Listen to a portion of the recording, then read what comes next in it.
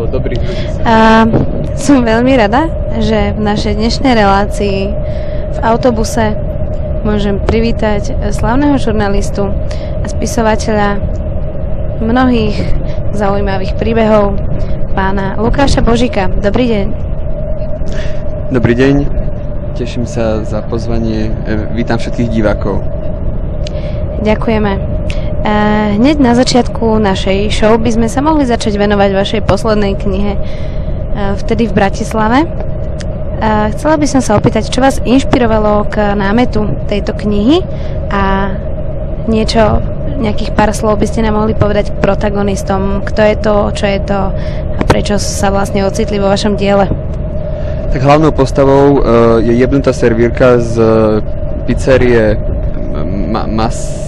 Mascarpone a zaujal ma jej životný príbeh, jej postoj k životu, to ako ani nemrhne brvou, keď hovorí čokoľvek.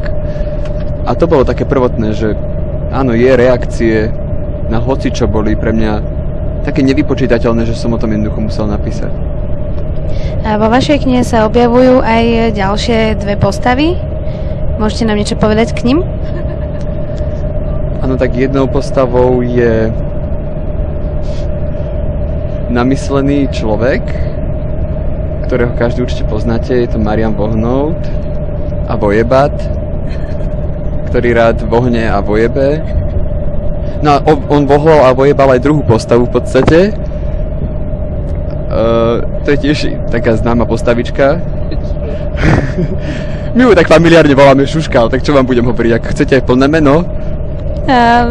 Myslím, že plné meno netreba. Je to Denisa Hollerová. Akože keby ste niekto nevedeli, Denisa Hollerová a.k.a. Šuška. Ďakujeme. Určite nás teraz počúva, čiže ju touto cestou zdravíme. A poviete nám niečo k zápletke vášho príbehu, prosím. No zápletkou príbehu je tam taký krátka introdukcia, samozrejme, s touto pani, ktorú som nazval servírkou, iba servírka, ona nemá meno, lebo nie je potrebné. No a ako by som to, nemôžem vám predsa povedať všetko, ako kúpte si knihu, ale začína to tým, ako obsluhuje tieto dve postavy, ktoré som už spomenul, a jedna z nich ju zabije. A viac vám nemôžem povedať, a takto sa teda začína príbeh. Ďakujeme vám veľmi pekne za návštevu. Tak toto bol krátky shot v nudnej prestávke nášho rádia. Ja, my nie sme v televízii? Nie, pán Božík, vidíte tu niekde kamery? Tam je jedna. To je televízor. No prečte, pani redaktorka, si ujasnite pojmy s dojmami, jasné? Dobre, ďakujeme. Poprosím SBS, môžete ho vyviezť von. Trhá mi tu mikrofón z ruky, takže vážení poslucháči, ďakujeme vám veľmi pekne za pozornosť. Hovorím to takto pokojne, ani si ho nezoberiem od úst. No. Je tu s nami Šuška. No takže, ešte raz, vážení poslucháči, ďakujeme vám za pozornosť, prajeme vám príjemný zvyšok dňa a teraz si pustíme pesničku. Teraz si pustíme pesničku od Mariana Labutu.